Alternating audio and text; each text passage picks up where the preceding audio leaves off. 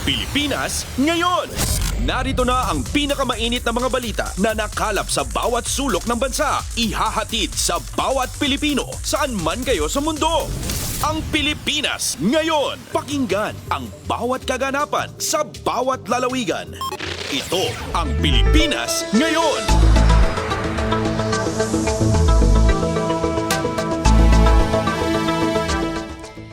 Magandang araw sa ating mga tagapakinig. Welcome po muli sa ating programang Ang Pilipinas Ngayon. Napapakinggan po ninyo saan man bahagi ng mundo sa pamamagitan ng ating himpilang Radyo Pilipinas World Service ng Presidential Broadcast Service.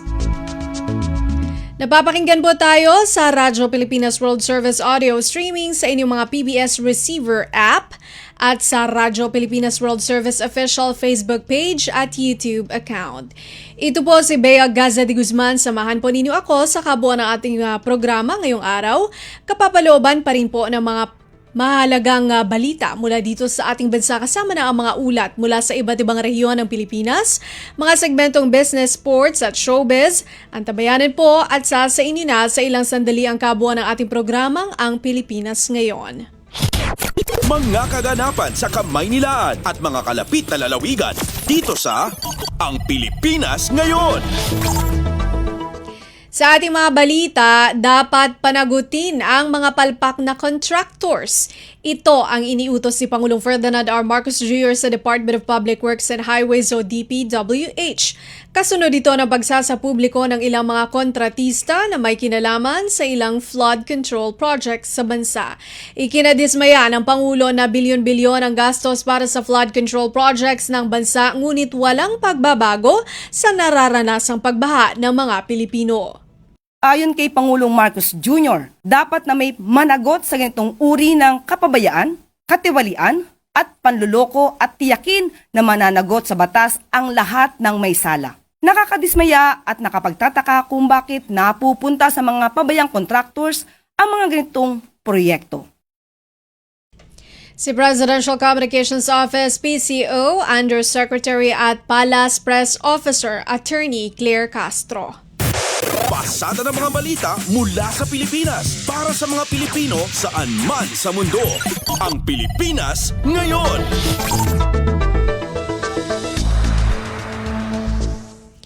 Hinimok ng Malacanang si Baguio City Mayor Benjamin Magalong na isumite kay Pangulong Ferdinand R. Marcos Jr. ang impormasyon hinggil sa maanumalyang flood control project. Ayon kay Communications Undersecretary at Palace Press Officer Attorney Claire Castro, sa halip na magkaroon ng lead investigator sa investigasyon, mas mainam na idirekta itong ipresenta ni Magalong sa Pangulo. Yung sinasabi po nilang 67 congressmen, at mukhang sila ay identified na ni Mayor Magalong. Hindi pa po ba mas magandang maibigay na niya ang report na ito sa ating Pangulo? At kung kinakailangan maidemanda o makasuhan ng may sapat na ebidensya, agad-agad na din po itong dapat gawin. Matatandaang una nang naglatag si Pangulong Marcos Jr. ng mekanismo o sistema kung paano maimbestigahan ang flood control project. Kasabay ito ng pagbibigay niya ng direktiba sa Regional Project Monitoring Committees. Kumpleto, detalyadong balitaan, di papahuli sa mahahalagang kaganapan. Kamustahin ang inang bayan. Ang Pilipinas Ngayon. Samantala, one-strike policy laban sa tiwaling district engineer sa Department of Public Works and Highways o DPWH hirit ng Las Piñas lawmaker. Si Kathleen Forbes sa balita. Nanawagan si Las Piñas Lone District Representative Mark Anthony Santos sa DPWH na magpatupad ng one-strike policy laban sa mga tauhan, lalo na ang mga district engineer na mapapatunayan sangkot sa katiwalian o irregularidad sa kanilang nasasakupan. Punto ni Santos, kailangan na mabilis at matapang na aksyon upang maibalik ang tiwala ng publiko at matiyak na ang pondo para sa mga infrastruktura ay nagagamit na maayos at tapat para sa kapakinabangan ng mga komunidad. Mungkahi pa na neophyte lawmaker, ilipat o ilagay sa floating status ang sino mga district engineer na sangkot sa katiwalian, ghost projects, suhulan mula sa mga kontratista at iba pang anomalya. Git ni Santos, hindi lamang ito usapin ng Las Piñas, kundi ng proteksyon sa pondo ng taong bayan at pagbibigay ng dekalidad na serbisyo publiko. Para sa Bagong Pilipinas, Katin Forbes para sa Radyo Pilipinas, Radyo Publiko. Kumpleto, detalyadong balitaan, di papahuli sa mahahalagang kaganapan. Kamustahin ang inang bayan, ang Pilipinas ngayon. Tiniyak ng Malacanang na patuloy ang programa ng pamahalaan upang tulungang makaagapay sa hamon ng kahirapan ng ating mga kababayang Pilipino. Ito'y matapos makapagtala ang Octa Research sa survey nito ng 45% self-rated poverty nitong nakaraang buwan ng Hulyo. Mas mataas ito sa 42% noong buwan ng Abril. Pahayag ni Communications Undersecretary at Palace Press Officer Attorney Claire Castro, nariyan pa rin ang walang gutom program ng Department of Social Welfare and Development o DSWD.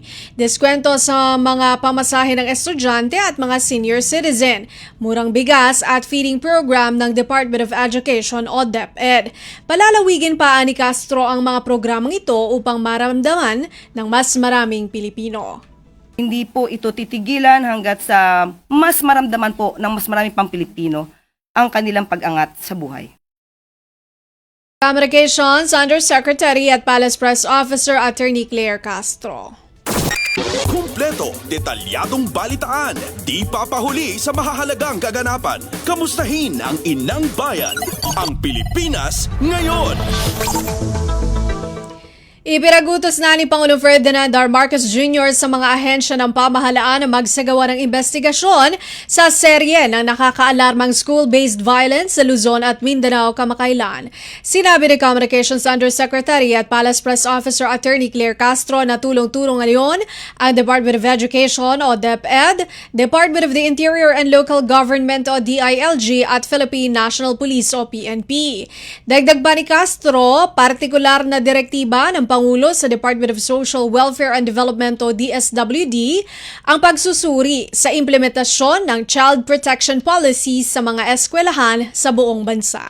Kailangan po talagang maimbestigahan ganito, lalo po may mga minor de edad na nasasangkot po dito at nagiging issue na po talaga yung mental health sa mga kabataan. So hindi po ito tutulugan at aaksyonan po ng mga concerned agencies. Agad-agad din po. Si Communications Undersecretary at Palace Press Officer Attorney Claire Castro. Kumpleto, detalyadong balitaan, di papahuli sa mahahalagang kaganapan. Kamustahin ang inang bayan, ang Pilipinas ngayon.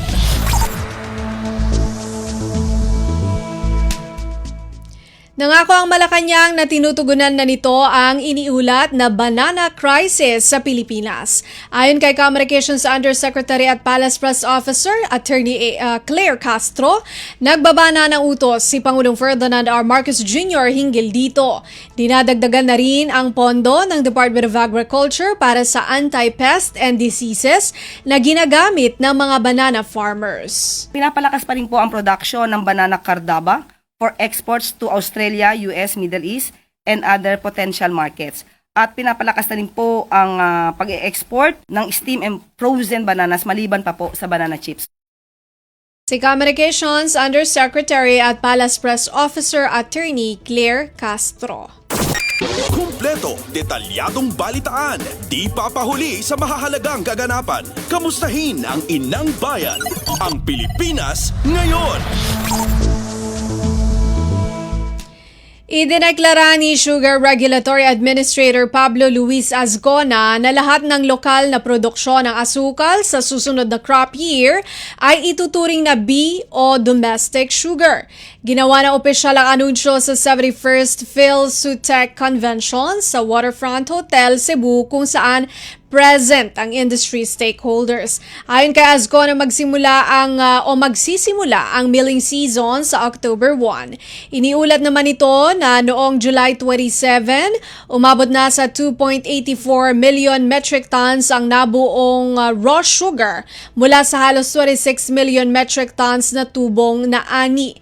Kasunod nito, pinasalamatan ni Azcona ang mga magsasaka sa Mindanao na tinawag niyang bayani ng industriya ngayong taon dahil dahil sa malaking pagtaas ng produksyon sa rehiyon. Patuloy naman itong hinikayat ang mga magtutubo na makipagtulungan sa SRA, lalo na ang mga apektado ng pagkalat ng red stripe soft scale insect infestation. Pasada ng mga balita mula sa Pilipinas para sa mga Pilipino saan man sa mundo. Ang Pilipinas ngayon. Ikinalugod ng Korte Suprema sa panguna ni Chief Justice Alexander Gesmundo ang pagpirma ni Pangulong Ferdinand R. Marcos Jr. sa Republic Act No. 12233 o Judiciary Fiscal Autonomy Act. Layo ng bagong batas na palakasin ang fiscal autonomy ng hudikatura sa ilalim ng konstitusyon, tinitiyak na hindi bababa sa nakaraang taon ang pondo nito at otomatikong ilalabas buwan-buwan ng Department of Budget and Management o DBM nang walang dagdag na papeles. Pahihintulutan na rin ang Korte Suprema na magsumite ng orihinal na budget proposal direkta sa Kongreso at bibilisan ang aksyon sa mga bagong posisyon para sa mga kawani ng hukuman. Bahagi rin ng batasang mas maayos sa paglipat ng pagmamay-ari ng mga ari-ariang para sa hudikatura at ang patuloy na post-audit ng Commission on Audit. Ayon sa Korte Suprema, malaking tulong ito sa pagpapatupad ng Strategic Plan for Judicial Innovations 2022 to 2027 para sa modernisasyon ng hudikatura. Kumpleto, detalyadong balitaan, di papahuli sa mahahalagang kaganapan. Kamustahin ang inang bayan, ang Pilipinas ngayon. Senador pinuna ang hindi malinaw na paliwanag ng Bangko Sentral ng Pilipinas o BSP at Philippine Amusement and Gaming Corporation o PAGCOR hinggil sa mga regulasyon sa pagpapahintulot ng paggamit ng e-wallet sa online gambling. Narito si Nympha Asuncion. Hindi kontento si Senate Committee on Games and Amusement Chairman Senador Erwin Tulfo sa naging paliwanag ng PAGCOR at Bangko Sentral ng Pilipinas o BSP sa pamamayagpag ng online gambling sa bansa. Sa panayam matapos ang pagdinig sa Senado, partikular na pinunaan ni Tulfo ang hindi malinaw na paliwanag ng BSP at PAGCOR tungkol sa mga regulasyon sa pagpapahintulot ng paggamit ng mga e-wallet sa online gambling.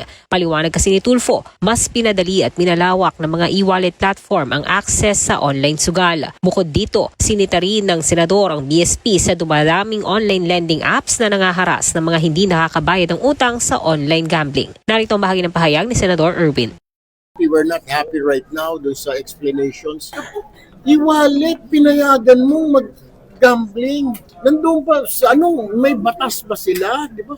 Tapos, maging yung online lending, hindi raw sa kanila. Sino maghahabol ngayon? Wala namang police power ang SEC.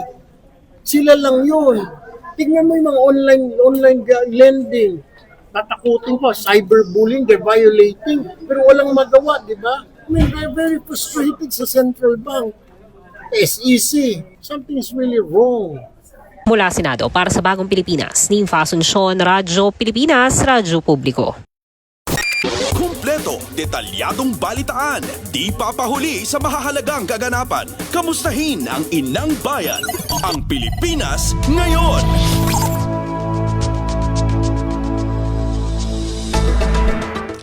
Department of Information and Communication Technology o DICT suportado ang global crackdown sa online scam. Si Marian Bastasa sa balita. Tiniyak ng Department of Information and Communications Technology o DICT ang buong suporta sa international campaign ng Global Anti-Scam Alliance o GASA laban sa lumalalang banta ng online scam. Kasunod ito ng nilahokang high-level meeting ni DICT Secretary Henry Aguda kasamang opisyal ng GASA at GSM Association para sa mas matibay na cross-border cooperation at pinaigting na hakbang kontra cybercrime. Ayon kay Secretary Aguda, ang online scams ay maituturing ng global pandemic kaya mahalagang paigtingin ng Pilipinas ang pakikilahok sa mga pandigdigang anti-scam network. Kinilala naman ng GASA ang DICT Cybercrime Investigation and Coordinating Center bilang global benchmark sa anti-scam operations. Kasunod nito ay nanawagan ang kalihim sa pribadong sektor na mas makilahok laban sa mga cybercriminals para maprotektahan ang mga Pilipino sa digital space. Mula sa DICT para sa Bagong Pilipinas, Marian Bastasa, Radyo Pilipinas, Radyo Publiko. Pasada ng mga balita mula sa Pilipinas para sa mga Pilipino saan man sa mundo. Ang Pilipinas ngayon. Asahan na ang marathon hearing para sa panukalang 2026 national budget ayon mismo kay House Appropriations Chair Micaela Swansing. Anya mula Lunes hanggang Biyernes sasalang ang mga ahensya ng gobyerno sa budget deliberation. Ang magiging pahingalang anya nila ay ang 3 holiday ngayong buwan ng Agosto. Magtatalaga naman ng isang araw para sa People's Budget Review kung saan ito ang pagkakataon na mailalatag ng civil society groups at people's organization ang kanilang mga komento at rekomendasyon sa binubuang General Appropriations Bill. Matatandaan na isa ang pagbubukas ng budget process sa CSOs at organisasyon sa mga reforma ng Kamara para sa isang mas bukas at transparent na budget process. Kumpleto, detalyadong balitaan, di papahuli sa mahahalagang kaganapan. Kamustahin ang inang bayan, ang Pilipinas ngayon.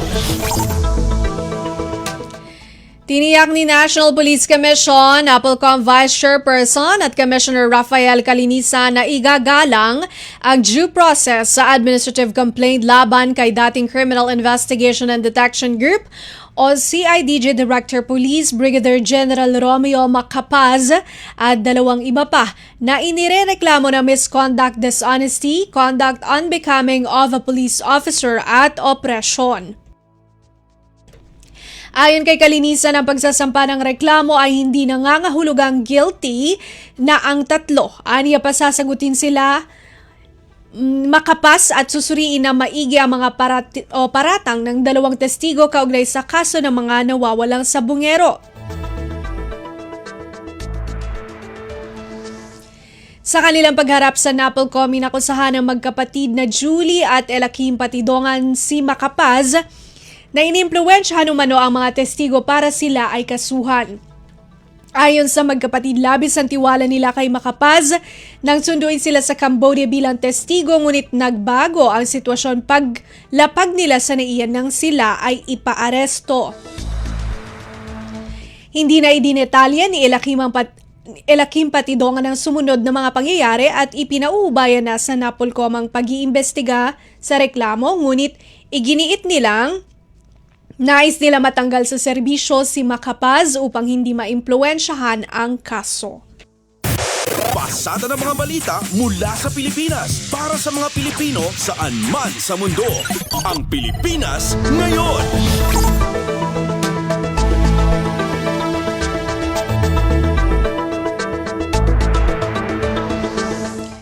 QR code scanning sa green lane sa mga paliparan pansamantalang sinuspinde ayon sa Bureau of Customs. Si Lawrence Tanhoco sa ulat. Ipinahayag ng Bureau of Customs ang pansamantalang suspensyon ng QR code scanning sa green lane upang mapabilis ang proseso ng paglalabas ng mga biyahero sa paliparan. Epektibo kahapon, Agosto 14, taong 2025, hindi na kailangang i-scan ang QR code ng mga pasaherong walang idedeklarang kagamitan. Mananatili naman ang scanning at inspection sa red lane para sa may something to declare at mga napili para sa pagsusuri. Ayon kay BOC Commissioner Ariel Nepomuceno, layon itong bawasan ang mahabang pila at gawing mas maginhawa ang biyahe ng publiko kasabay ng pagpapanatili ng mahigpit na seguridad sa border o hangganan ng bansa. Mula pa rin dito sa lungsod ng Maynila, para sa Bagong Pilipinas, Lawrence Tanhoco ng Radyo Pilipinas, Radyo Publiko. Kumpleto, detalyadong balitaan, di papahuli sa mahahalagang kaganapan. Kamustahin ang inang bayan, ang Pilipinas ngayon. Kauna-unahang Terra Madre Asia Pacific 2025 tampok ang mga slow food gaganapin sa Pilipinas. Mag-uulat si Hazel Morada.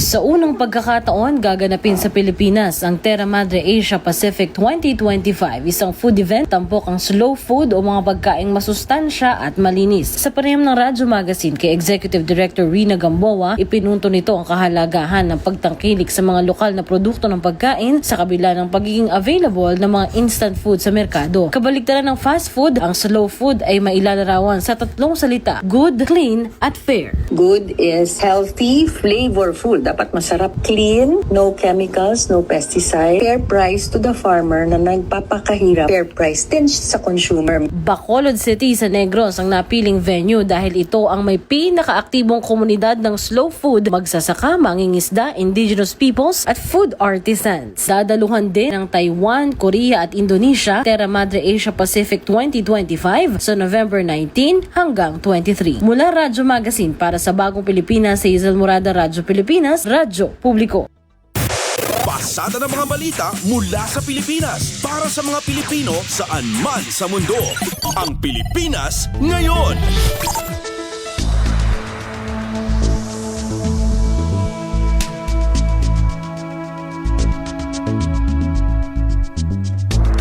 At yan ang ating nakalap ng mga national news. Antabayanan po ang ating regional news sa pagbabalik po ng ating programang Ang Pilipinas Ngayon makalipas ang ilang mga paalala.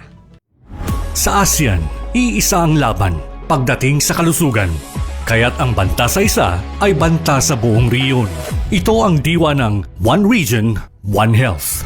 Alam niyo ba, noong kasagsagan ng pandemya, nagpadala ng tulong ang mga kapitbansa ng mga PPE, test kits at kaalaman. Dahil sa koordinadong aksyon ng riyon, mabilis at maayos itong naiparating sa mga nangangailangan.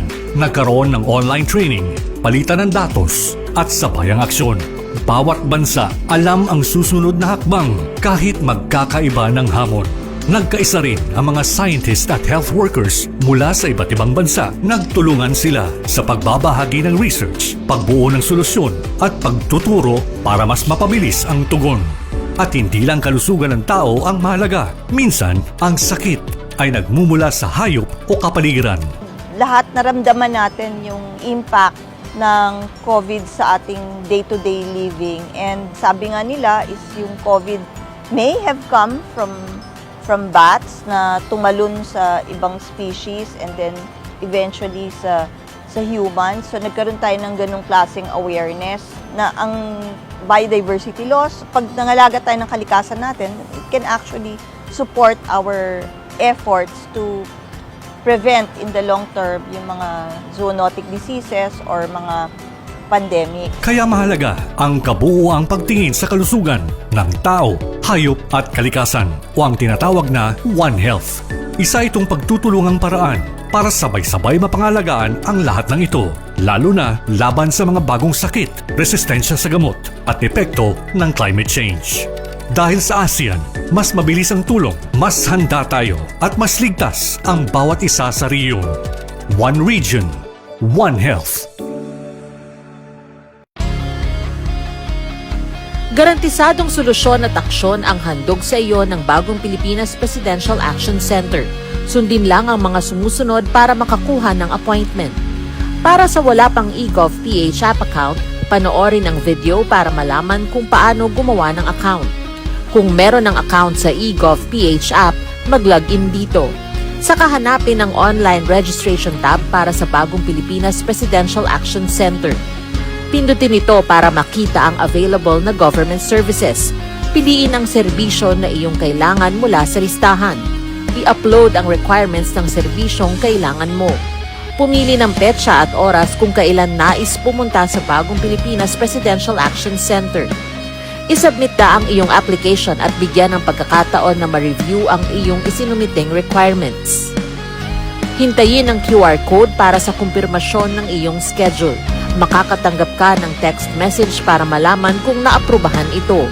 Sakaling hindi ito maaprubahan, makakatanggap ka rin ng text message para ipaalam ang kulang na requirements sa kasubukang mag-register ulit. Kung nakatanggap na ng kumpirmasyon, maaari nang pumunta sa Bagong Pilipinas Presidential Action Center sa napiling schedule, dala ang QR code at ang mga isinumiteng requirements. Huwag kalimutang dumating sa itinakdang araw at oras ng iyong appointment. Pinapaalala rin na siguruhing may kumpirmadong schedule bago pumunta sa Bagong Pilipinas Presidential Action Center para maiwasang magpabalik-balik. Simple at user-friendly ang pagpapa-appointment dito. Kaya wag nang mangamba dahil sa Bagong Pilipinas Presidential Action Center, tulong ay abot kamay na. Balita mula sa lalawigan sa bawat rehiyon ng ating bayan. Dito sa Ang Pilipinas Ngayon.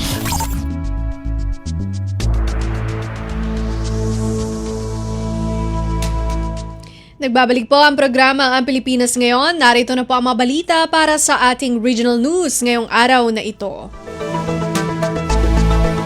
Department of Agriculture o DA inilunsad ang benteng bigas meron na sa tulong ng National Food Authority o NFA Mountain Province.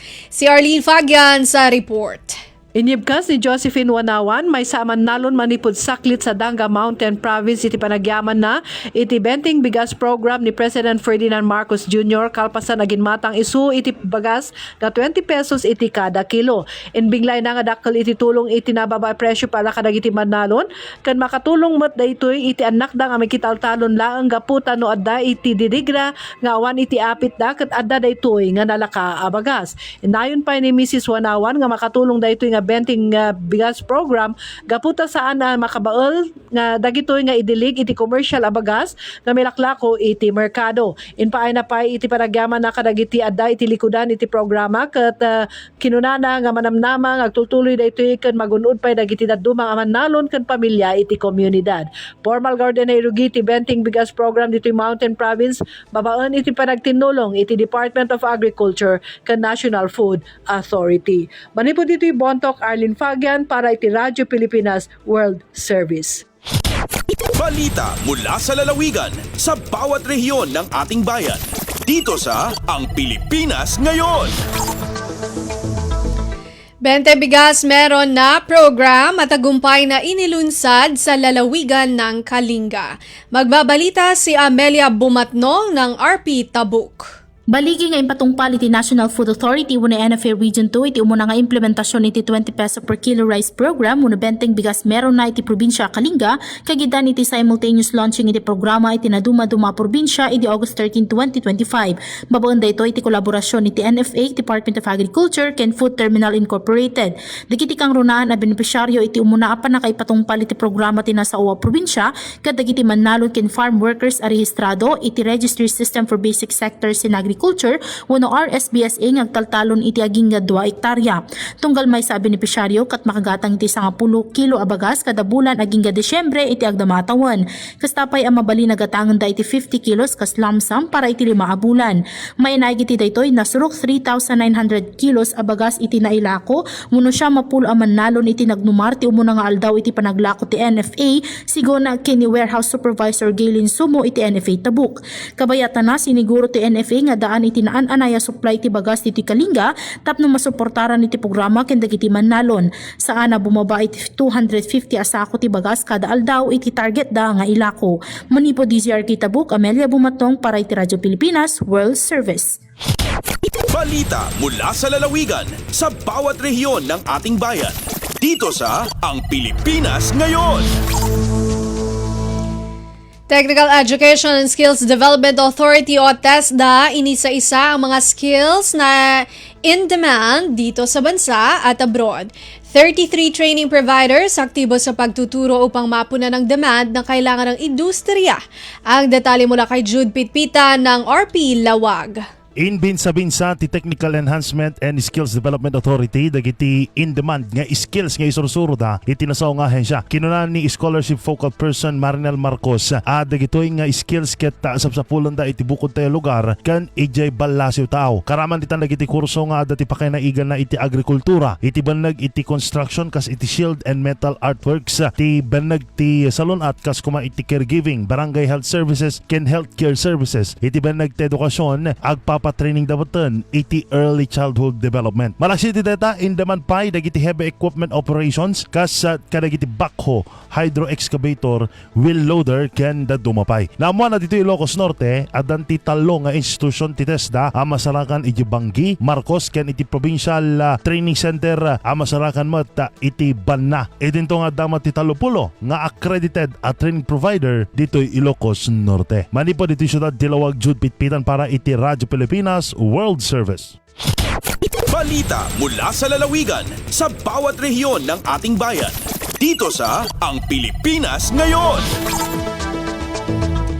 Overseas Workers Welfare Administration o OWA Region 1 na mahagi ng food packs sa mga OFW at kanilang pamilyang naapektuhan ng bagyo sa San Carlos City. Si Sara Kayabyab ng RP Dagupan sa balita. Kabukulan na 4,000 na food packs so inbunog na sa opisina Overseas Workers Welfare Administration o OWA Region 1 at saray OFW tan pamilya da dyan syudad San Carlos, Luyaga, Pangasinan. Saray abitlan benepisyaryo at aray na apektuan na palabas ya bagyon emong. Bangbalot lapod limitadon suplaya ayuda in patuntun na OWA so first come first serve ya sistema at in panbunog tulong. Akaiba na say OWA at sayan abitlan aktibidad so saray empleyado at LGU no iner ginawa dajad CDR-MO Complex at Barangay Agdaw. Sayan ko nga OWA at pangipanang nga paniter na suporta at saray OFW tan pamilya da lautla na panaon na kalamidad. Manlalapod Dagupan City, Sara Kayabyab para Radyo Pilipinas World Service. Balita mula sa lalawigan sa bawat rehiyon ng ating bayan. Dito sa Ang Pilipinas Ngayon. Philippine Science High School o PSI nangalap ng eskolar sa lalawigan ng Palawan sa pagsasagawa ng 5 araw na caravan. Mag-uulat si Goody Sarsagat ng RP Palawan. Nagasagyap scholar ang Pisay sa siyudad ang Puerto Princesa, ig probinsya ang Palawan. Tingidigin makatiner 5 kaadlaw nga caravan ang opisyali si ang pamunuan ni ang Philippine Science High School agud makasagyap ang estudyante nga maliliyag ag sila digi. Inggo kumbinsi ang mga kabataan nga mag-apply ig magbali entrance examination digi nga National Competitive Examination o NCE. Sigun kay DOST PSHS System Executive Director Dr. Ronally Ortez, ang kampanyang diya bakan lamang para mapatas ang numero iyang mga mabal iyang trans examination sa Pisay. Nag-impisa ang school-to-school caravan datong 11 ang Agosto ig matatapos sa 15 nga mananaybo sa mga munisipyo ang Borlan, Nara El Nido, Taytay, Rojas, Dumaran, ig San Vicente, ig siyudad ang Puerto Princesa. Mamanaybo ang examination sa 31 iyang Enero sa susunod na dagon sa mga makakabutang nga testing center sa siyudad iyang Puerto Princesa ig probinsya iyang Palawan. Alindigi sa Puerto Princesa City, Palawan, Goody Sarsagat para sa Radyo Pilipinas World Service. Balita mula sa lalawigan sa bawat rehiyon ng ating bayan. Dito sa Ang Pilipinas Ngayon. 5.7 senior citizens ng lungsod ng Borongan tatanggap ng 6,000 pisong monetary allowance mula sa lokal na pamahalaan. Mag-uulat si Sok Aberia ng RP Borongan. Maabuting 5,900 nga ihapin senior citizens sa syudad ng Borongan ang makarawat in kantidad 6,000 pesos ng ayuda pinansyal di kang lokal nga pamunuan na nagpapaday na gindudumara nga payout tapag pinuligay ang City Treasurer's Office, City Social Welfare and Development Office, Federation of Senior Citizens sa Borongan Office for Senior Citizens Affairs ug ang mga Barangay Senior Citizens Association nagintikangan na naglabay nga mga adlaw ang gimbubuhat mismo ang mga barangay han syudad. Iniya kantidad adton monthly monetary allowance sa nasabi nga senior citizens paransyan nga semestre hantuig 2025. Ngan ginparingyunan ini nga social services ang ginpapangbit ng lokal nga pamunuan ang City Ordinance number 295 series of 2024 nga nagtatalaan ang kadugangan nga monthly monetary allowance di ka nga 500 pesos nga to 1,000 pesos ang eligible senior citizens sa syudad o senior citizens nga diri ipod ang social pension for indigent senior citizens program ng gobyerno nasyonal. Para sa Bagong Pilipinas, Sok Aberia, Radyo Pilipinas, Radyo Publiko, Borongan. Balita mula sa lalawigan sa bawat rehiyon ng ating bayan. Dito sa Ang Pilipinas Ngayon. Tandag City Social Welfare and Development Office ipinagdiwang ang 47th National Disability Rights Week. Mag-uulat si Nerissa Espinosa ng RP Tandag. Gisaulog sa lokal nga kagamhanan sa Tandag pinaagi sa City Social Welfare and Development Office ang 47th National Disability Rights Week kundiin adunay 91 ka mga learners with disabilities ang nakadawat og pinansyal nga hinabang gikan sa kagamhanang syudad o gibahin kini sa tag 5,000 pesos alang sa kolehiyo 4,000 pesos sa senior high school learners, 3,000 pesos sa mga anaa sa junior high school ug tag 2,000 pesos sa mga elementary learners. Gawas pa sa mga gihatag nga mga backpacks nga adunay mga gamit pang eskwela.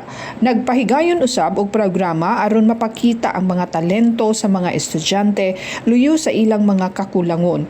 Ang maong okasyon mo'y adlaw sa paghatag og bili kanila isip kabahin sa komunidad ug naghatag og paglaom. Gikan sa RP Tandag kini si Nerissa Espinosa alang sa Radyo Pilipinas World Service. Balita mula sa lalawigan sa bawat rehiyon ng ating bayan. Dito sa Ang Pilipinas Ngayon.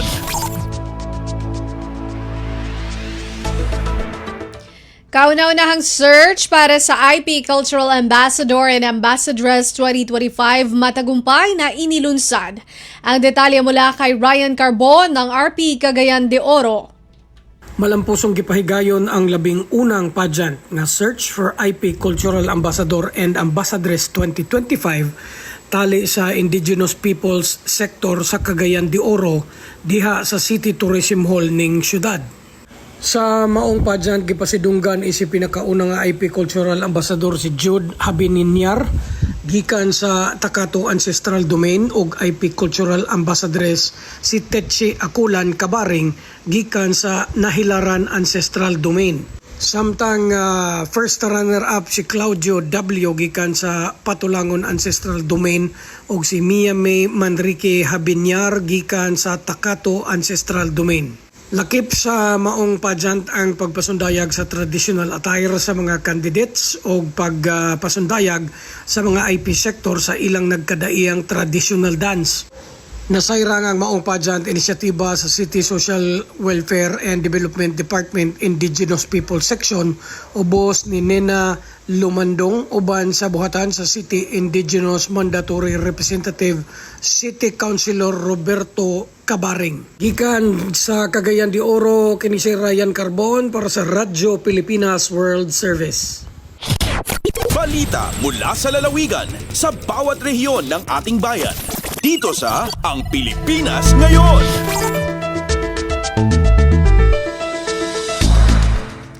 Pamahalaan panlalawigan ng Zamboanga, Sibugay nakatanggap ng halos 58 million pesos na halaga ng mga makinarya at gamit sa pagsasaka mula sa DA Region 9. Balita mula kay Leslie Cubol ng RP Zamboanga. Nagadawat ang panggabahanang probinsyal sa Zamboanga, Sibugay og dulan sa 58 milyones pesos nga kantidad sa mga makinarya o kasangkapan sa pagpanguma gikan sa Departamento sa Agrikultura sa Rio 9 kon na DA9.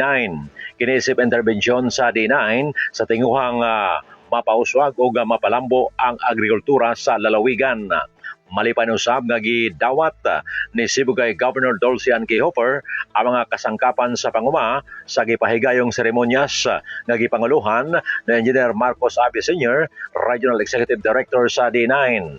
Ang interbensyon nabahin kini sa duha ka bahin ang 21.8 milyones pesos alang sa Provincial Local Government Unit samtang ang kapin sa 35.7 milyones pesos alang sa nagkanalaing Local Government Unit sa lalawigan.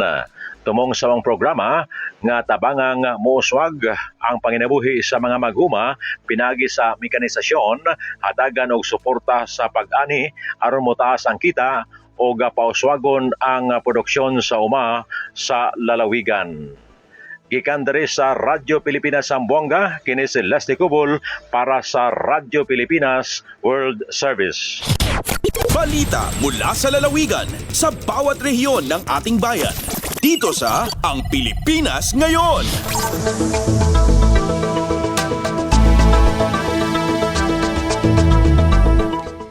Simulation exercise sa pagpapatupad ng 5-minute response pinapaigting ng Philippine National Police o PNP Holo. May report si Eloisa Mohamad ng RP Holo. Masi in simulation exercise ito sa Mexing Kapulisan na daira hulo hasupaya matanto ina magtuyuan mabiskay ina pagasambag hauno na lagi sinaraayat bilang pag-aurol hapanda ki PNP Chief General Nicolas Torre III sa taambo ina miumuhot-muhot sabi President Ferdinand R. Marcos Jr. Habay tayo Police Lieutenant Colonel Anidol Sali, Chief of Police in Hulo, mahugot nila yung piyapaon in coordination pa mga response team nila awin sa kapaalong niya sumambag hauno na ginis si katawag maon kanila. Biyan na sadya sinjimato vehicular accident Haluay Street ha Asturias sa Sinadlaw Alba Ayaon kaya lamuran sinambok jeep motor tricycle ban hambok motor magtuyri sa balong niya nakasambag inatumpukan nila sa sinaliureng ha sakap ina kapulisan na ununo wakto nakalatag da isab in kaywanan kanila ha mga strategic area ha daira. Denga RP Hulo, Eloisa Muhammad, Radyo Pilipinas, World Service. Balita mula sa lalawigan sa bawat rehiyon ng ating bayan. Dito sa Ang Pilipinas Ngayon. At narinig po ninyo ang mga balita mula po sa iba't ibang lalawigan dito sa Pilipinas sa pamamagitan po ng ating regional news. Susunod po ang ating balitang negosyo at kalakalan at balitang pampalakasan mula kay Leo Magpayo sa pagbabalik po iyan ng programang Ang Pilipinas Ngayon makalipas ang ilang mga paalala. Hindi na lang sa sariling bayan na ipapamalas ang talento ng Pilipino. Dahil sa ASEAN, umaabot na sa iba't ibang panig ng riyon ang sining natin, kinikilala, pinapakinggan at hinahangaan. Alam mo ba, mas marami na ang Filipino artist na naipapakita ang kanilang obra sa buong Southeast Asia dahil sa ASEAN. I can't wait for ASEAN to create more programs that will encourage collaboration. I think what would be nice is meeting the past participants. ASEAN would be open to residencies not just for artists but also to writers, to art critics, to curators, to other cultural workers. Sa ASEAN Artist Residency Program, ilang Pilipino na ang napiling lumikha ng sining sa Jakarta, Indonesia at ang kanilang likha bahagi na ngayon ng permanent collection ng ASEAN Gallery. Mayroon ding Connect ASEAN, isang art exchange program na gumagamit ng online at on-site exhibits sa mga palabas sa Manila, Jakarta at Busan. Tampok ang mga likha ng Filipino artist sa harap ng libu-libong manonood. At nitong 2024, tampok rin ang galing ng mga Filipino graphic artist sa ASEAN Graphic Arts Exhibition sa Vietnam, kasama ang higit 150 likha mula sa buong ASEAN. Pero higit pa sa pagpapamalas ng husay sa sining ang layunin ng ASEAN. Sa pamamagitan nito, nabubuo ang palitan ng kultura at ideya sa pagitan ng mga artist mula sa iba't ibang bansa. Mula rito'y sumisibol ang koneksyon, pagkakaibigan at mga obrang mas makabago, mas makulay at mas makahulugan.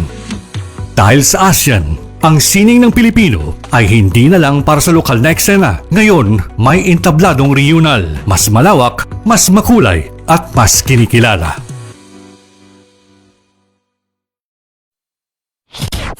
Lagay ng ekonomiya, kalakalan, negosyo at iba pa. Atin ang alamin dito sa Ang Pilipinas Ngayon.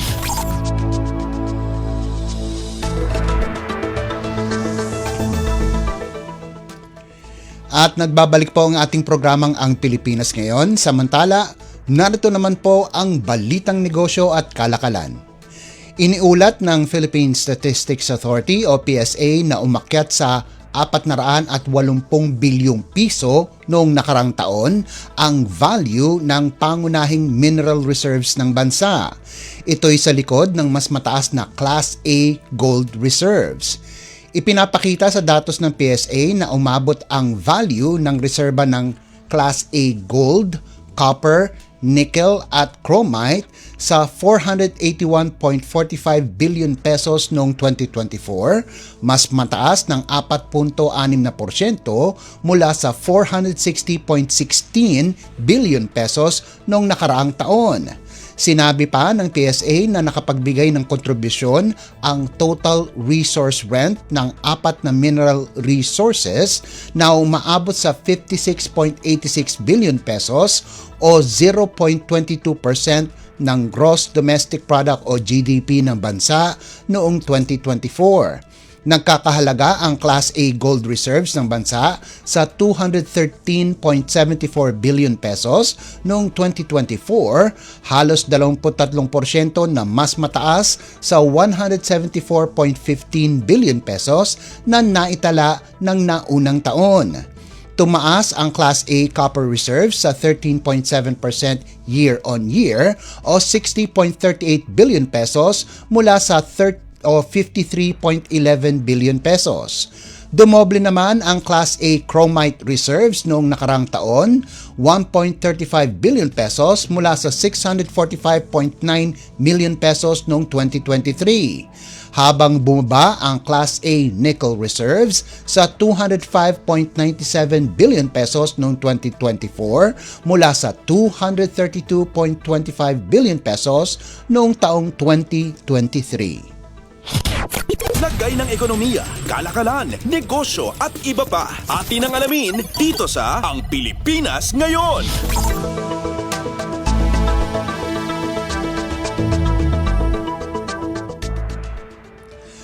Nais ng Department of Agriculture o DA na maipasa ngayong dry season harvest ang panukalang pag-amyenda sa Rice Tarification Law o RTL. Umaasa si Agriculture Secretary Francisco Chu Laurel Jr. na susuportahan ng Kongreso ang pagpapabilis sa pagpasa ng panukalang rebisyon sa RTL na magbibigay daan sa liberalisasyon ng pag-aangkat ng bigas. Nakapagpulong kamakailan ang kalihim ng DA kay Senador Francis Pangilinan na siyang puno ng Senate Committee on Agriculture at dito sila bumalangkas ng hamon na kinakaharap ng bansa sa sektor ng palay habang hindi pa naamyendahan ang RTL.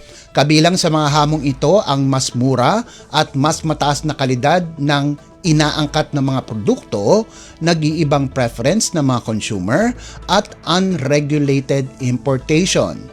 Ipinunto rin ng kalihim ang limitadong kapangyarihan ng DA at ng National Food Authority o NFA upang patatagin ang merkado, pangasiwaan ang buffer stock at itakda ang floor price ng palay. Sa panig ni Pangilinan, sinabi nitong pareha sila ng bisyon ni Secretary Laurel para sa larangan ng agrikultura na makamit ng bansa ang seguridad sa pagkain at magkaroon ng mas masaganang farm, fishery at livestock sector. Binigyan din ni Pangilinan ang kahalagahan ng pagpapalakas ng mga kooperatiba upang paghusayin ang farm productivity at dagdagan ang yields. Lagay ng ekonomiya, kalakalan, negosyo at iba pa. Atin ang alamin dito sa Ang Pilipinas Ngayon.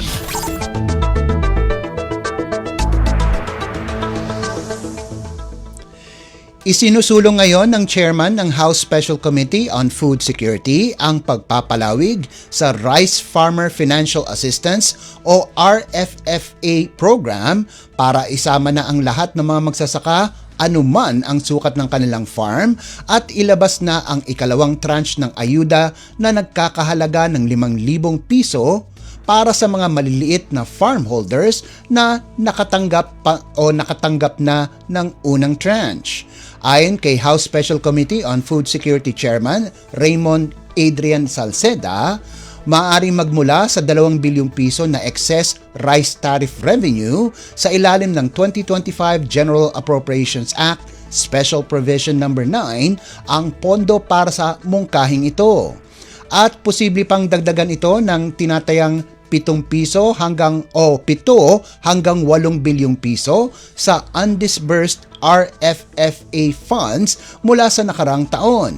Batay sa analysis ng Salceda Research, ang 5,000 piso na puhunan sa fertilizer ay maaaring magbunga ng 1,152 kilo ng karagdagang palay kada magsasaka.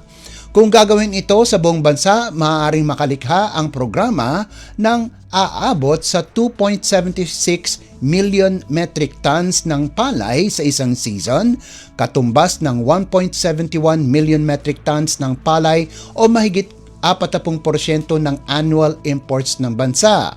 Sa farm gate price na 20 piso kada kilo, sinabi ni Salceda sa magkakahalaga ang output ng 55.3 billion pesos, 4.6 higit sa quadruple ang balik sa 12 bilyong piso na program cost.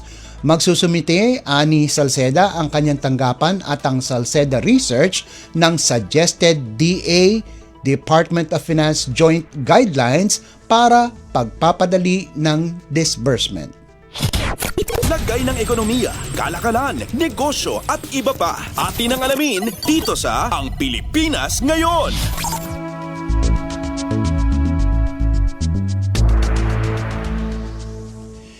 Tiniyak ng e-wallet GCash at digital payment firm na Maya na susundin nila ang utos ng Bangko Sentral ng Pilipinas o BSP na tumiwalag sa mga online gambling sites. Sa isang pahayag, sinabi ng GCash na susunod sila sa direktiba ng BSP na tanggalin ang mga link at icon na kumukonekta sa mga payment applications sa online gambling platforms. Sinabi ng GCash na nakikibahagi sila sa layunin ng BSP na siguruhin na magagamit ang mga digital financial services sa responsableng paraan at napoprotektahan ang kapakanan ng mga Pilipino. Dagdag ng GCash, sa oras na matanggap na nila ang opisyal na direktiba, ay agad-agad nilang ipapatupad ang nararapat na pagbabago para sumunod sa direktiba at protektahan ang kanilang users. Sa pagdinig sa Senate Committee on Games and Amusement nitong Huwebes, sinabi ni BSP Deputy Governor Mamerto Tangonan na nag-issue ang Central Bank ng kautusan na minamandato ang e-wallets na tumiwalag mula sa mga online gaming o gambling platforms sa loob ng 48 oras. Sa hiwalay na pahayag, sinabi din ng Maya na handa na silang sumunod sa direktiba ng BSP. Sinabi ng Maya na ang update ay hindi makokompromiso ang account at transaksyon ng kanilang mga customer at mananatiling ligtas at fully operational. Lagay ng ekonomiya, kalakalan, negosyo at iba pa. Atin ang alamin dito sa Ang Pilipinas Ngayon.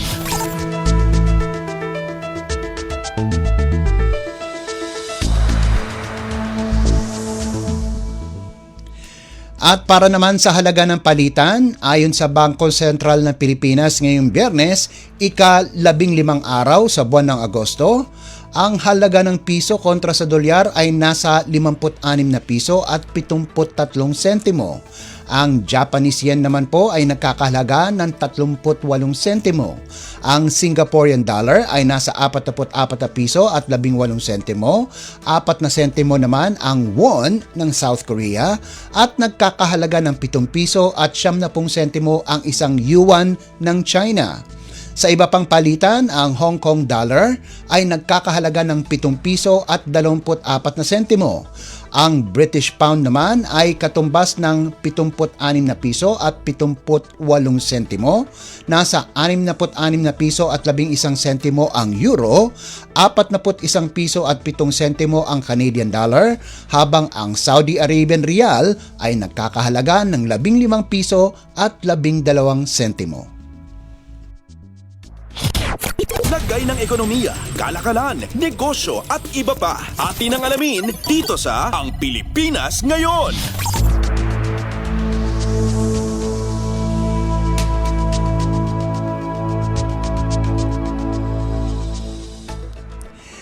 At yan po ang ating balitang negosyo at kalakalan. Samantala, antabayanan nyo naman po ang ating segmentong Sports Balita.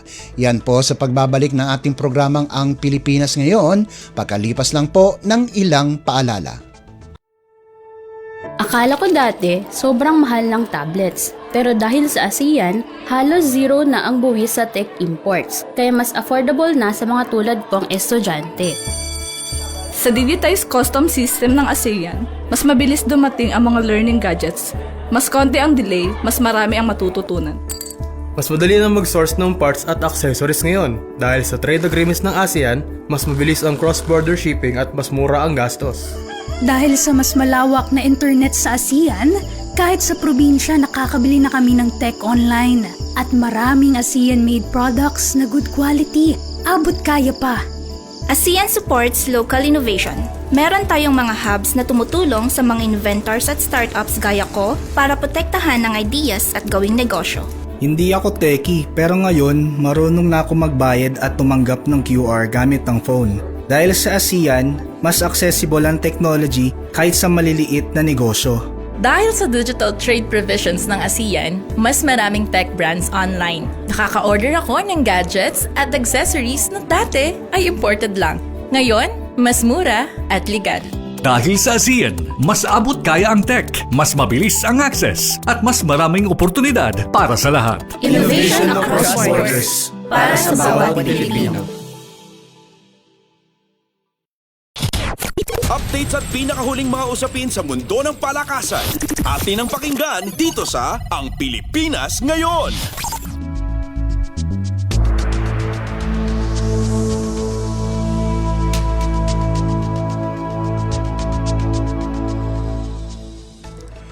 At nagbabalik po ang ating programang Ang Pilipinas Ngayon.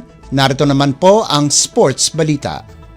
Nagpalabas ng ruling ang FIBA ukol sa kinakatayuan ngayon ni Quentin Millora-Brown at klinasipika ang 6'10" big man bilang isang lokal na player at hindi naturalized player pagkaraan ang apela ng legal team ng Filipino-American.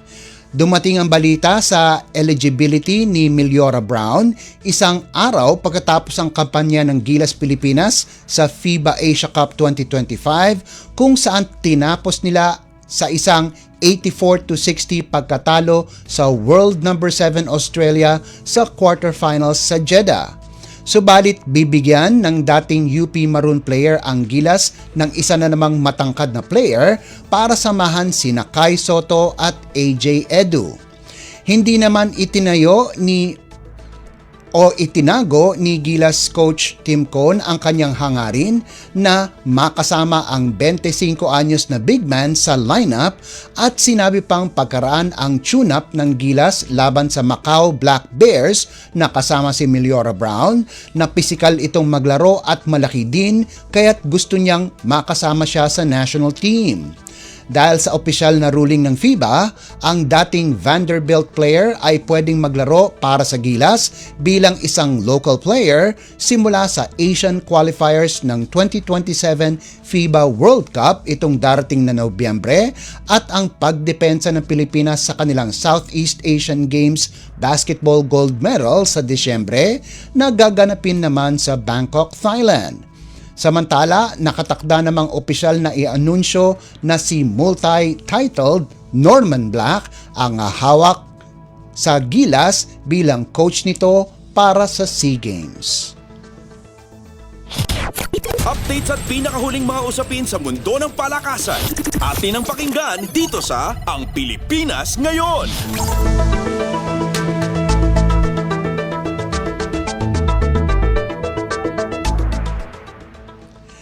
Nagtapos sa ikalawang pwesto si Cheska Centeno pagkarang kinapos kay Han Yu ng China 6-7 sa Women's 10-ball Finals ng 2025 World Games na ginanap sa Chengdu, China. Una nang tinalo ng 2023 World 10-ball Champion na si Centeno, si Han, noong 2023 World 10-ball Championship 9-5 na nagsemento ng kanyang status bilang panibagong reyna ng bilyar. Bago ang finals, umabanse ang 26 anyos na Pinay pagkaraan ang dominanteng 7-4 panalo laban kay World 9-ball champion Liu Xiaxia ng China sa kanilang semifinal matchup nitong Miyerkules. Ito ang ikatlong medalya ng Pilipinas sa nagpapatuloy na World Games kasunod ng silver medal ni Kyla Napolis ng Jiu-Jitsu at bronze medal ni Carlos Bailon Jr. ng Wushu. Samantala, natalo naman si kickboxer Herji Bakyadan 1-2 laban kay Alexandra Kirstik ng Serbia sa bronze medal match ng Women's K1 70 kg event. Updates at pinakahuling mga usapin sa mundo ng palakasan. Atin ang pakinggan dito sa Ang Pilipinas Ngayon.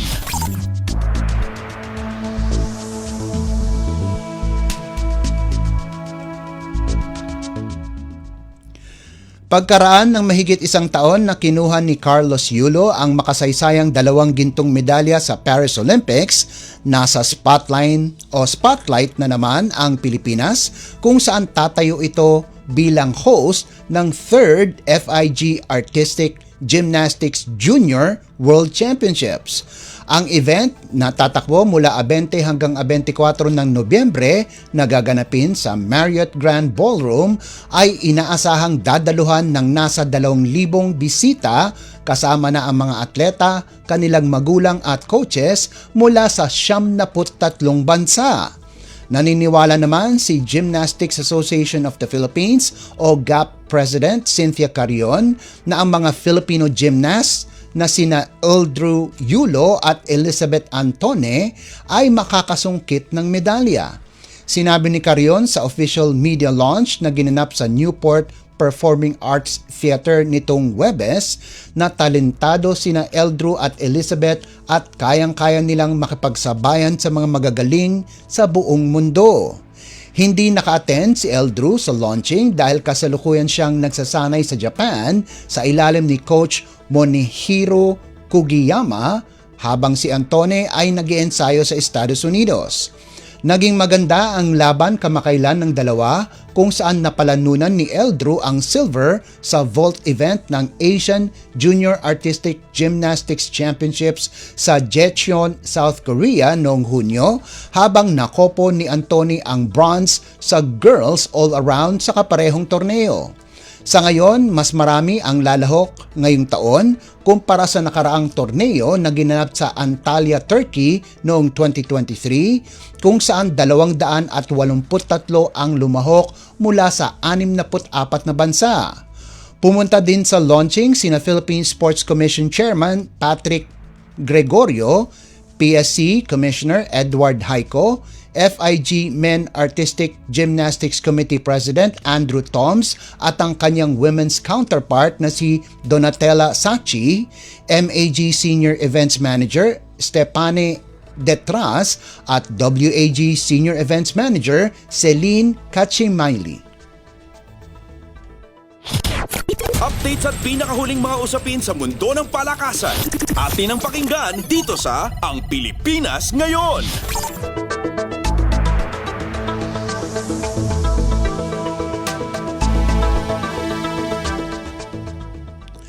At bilang pangwakas sa ating segmentong sports balita, kahit 42 anyos na si dating PBA star Alex Cabagnot ay nananatili itong matikas sa kanyang paglalaro kahit katapat nito ang mga mas nakababatang player.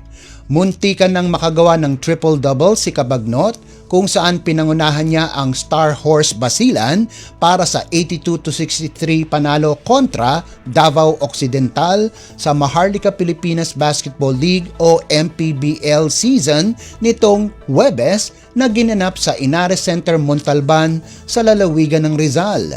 Nakagawa ang maliksing gwardya ng 10 puntos, 10 rebounds at 9 na assist para tulungan ang Port Masters na mahinto ang 2 larong pagkatalo at mapanatiling buhay ang kanilang pag-asa para makapasok ng playoffs tangan ang 11-11 record. At nagawa niya ito sa kanyang unang paglalaro pagkaraan ng mahigit 1 buwan na pahinga dahil sa isang foot injury. Nanguna naman si Gab Dagangon para sa Basilan na nagtapos ng may 19 na puntos at 8 rebounds para kunin din ang Best Player of the Game Award. Iba pang Port Masters na nagpakitang gilas ay sina Eman Calo na may 13 puntos at 2 assists at Raymar Kaduyak na nakalikom ng 8 puntos, 6 na rebounds, 5 assists at 3 steals. Sa iba pang laban, napigilan ng Pasay Voyagers ang Rizal Centro Mall Golden Coolers sa 2 puntos lamang sa huling 2 minuto at 40 segundo sa second overtime para manalo 96-89. At tinambakan naman ng Bataan Risers ang Manila Batang Quiapo 144-82 para gumanda ang kanilang record sa 9-14. Updates at pinakahuling mga usapin sa mundo ng palakasan. Atin ang pakinggan dito sa Ang Pilipinas Ngayon.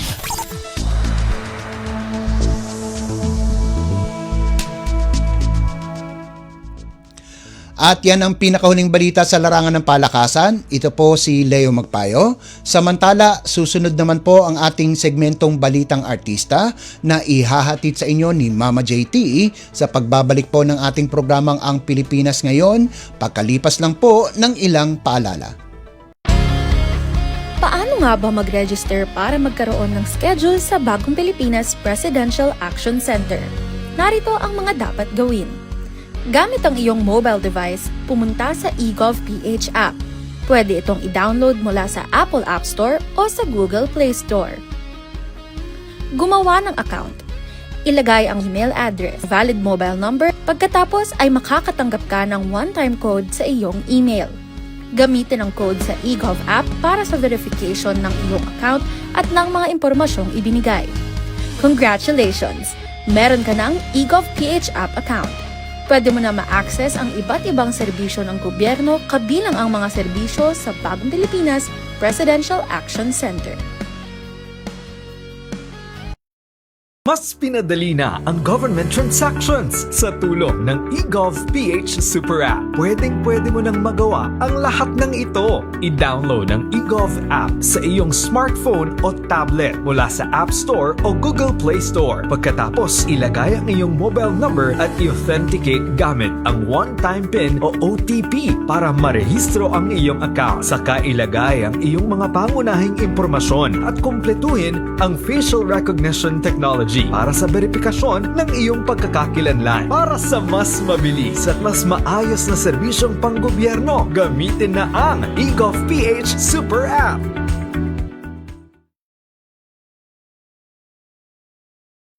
Ang latest, ang hottest sa showbiz and entertainment. Heto na sa Ang Pilipinas Ngayon.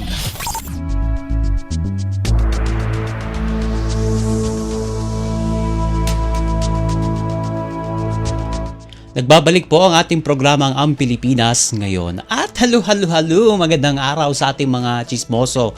Chismosong nag-abang ng mga trending na balita sa mundo ng showbiz. Ito na ang ratsyada ng ating mga chika. Ito, matapos ang 12 taon, ikinasal na ang kapuso couple na sina EA de Guzman at Shaira Diaz nitong Huwebes, Agosto 14. Ang wedding vow kasi ni Shaira para sa kanyang mister na si EA, magiging masaya ka na mamaya. Yan ang kanyang wedding vow. At matatanda nga na engage ang dalawang showbiz personality noon pang Disyembre ng 2021, ngunit isinapubliko ito noon lamang nakaraang taon.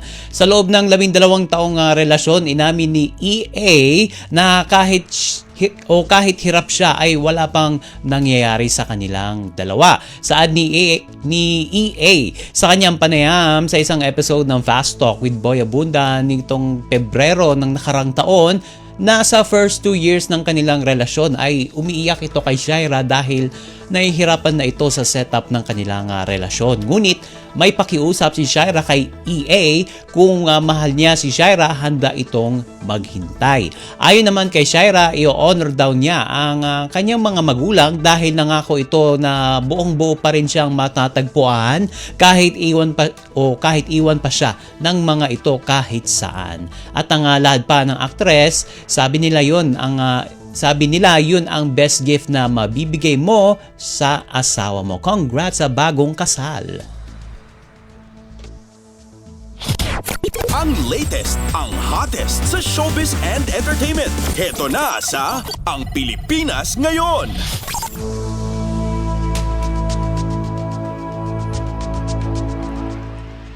Samantala kung may usapang kasalan, may usapang hiwalayan naman. Ibinahagi kasi ng American at Filipino actress na si Liza Soberano na 3 taon na pala silang hiwalay ng dati niyang love team partner o real-life partner na si Enrique Hill. Sa isang podcast cinema documentary sa YouTube, ibinunyag ni Liza na matagal na pala itong hiwalay kay Enrique. Sinabi ng aktres na parehas silang hindi naging matapat sa mga taga-suporta ng tambalan nilang Liz Ken at matagal na rin niya umano itong gustong ipagbigay alam o isa publiko itong kanilang paghiwalay. Saad ng aktres sa podcast, she's been honestly itching to tell people because she haven't been very truthful. Gwen hasn't been very truthful. Sabay kumpirma na naghiwalay na ang Liz Ken. At nilinaw niya ang 3 taon na silang hiwalay at isa sa mga orihinal na dahilan kung bakit hindi mo na nila ito isinapubliko ay dahil hiniling ito ni Enrique sa kanya. Sinabi rin niya na nagawa niyang sumang-ayon sa desisyong ito ni Enrique dahil noong mga panahong yon ay may parte sa kanila na ayaw tanggaping maging totoo ang kanilang hiwalayan. Saad pa ni Liza, natakot din siya na baka kapag nalaman ng publiko ang hiwalayan nilang dalawa ay baka masira ang karir niya at hindi na siya magawang mahalin ng mga tao. Para kay Liza rin, isa ito sa mga ugaling nakasanayan niya na isang tabi ang sarili para sa kapakanan at kasiyahan ng iba kung bakit niya iyon na napag-desisyonan o kanyang naisip. Samantala, bago pa ang revelasyong iyon ng aktres sa hiwalayan nilang dalawa, ay una nang nilinaw ni Enrique ang kanyang first love. At sinabi rin ni Liza na wala naman umanong ginawang masamang bagay si Enrique at wala ring masamang nangyari sa pagitan ng hiwalayan nilang dalawa. Ang latest, ang hottest sa showbiz and entertainment. Heto na sa Ang Pilipinas Ngayon.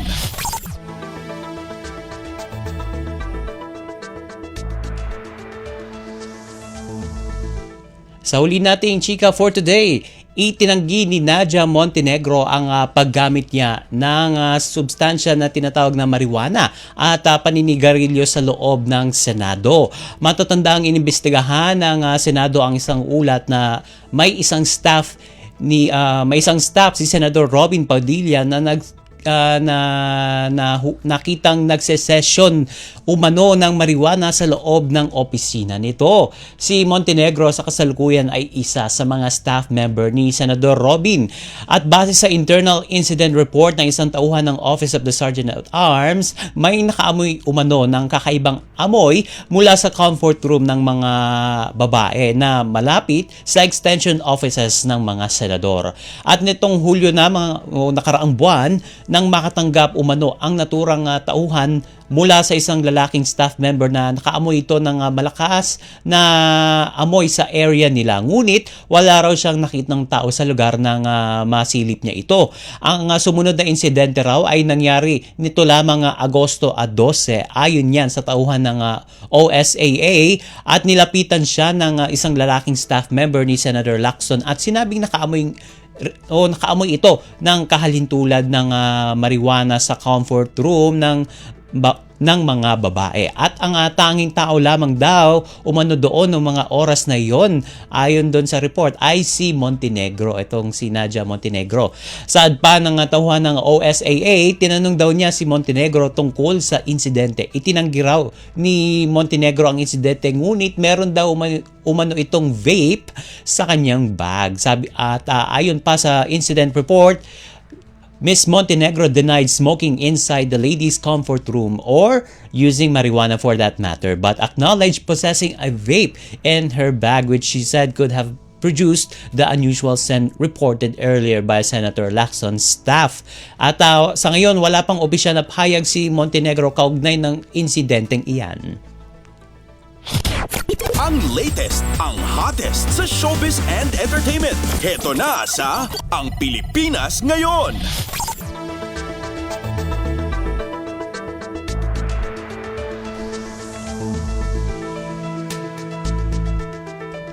And OMG, wala na tayong sapat na oras para sa ating balitang artista. Maraming salamat mga kachismis sa pakikinig sa aking mga chika for today. Ako po si Mama JT para sa Radyo Pilipinas World Service. Nagbabalik na po ang ating kasamang si Bea De Guzman. Ang latest, ang hottest sa showbiz and entertainment. Heto na sa Ang Pilipinas Ngayon.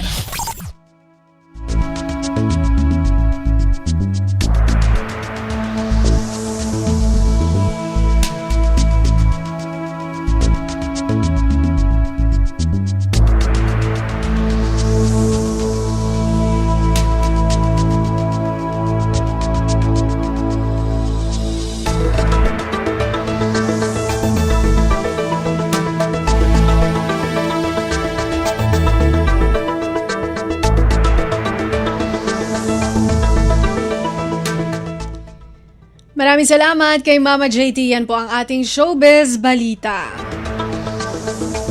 Yan po ang kabuuan ng ating programa, ang Pilipinas Ngayon. Maraming salamat sa ating mga nakasama sa technical side, Gina Milo Jonela, Susan Aison, Anthony Pimentel, Hiro Lucero at Justine Osias sa ating Wirecast.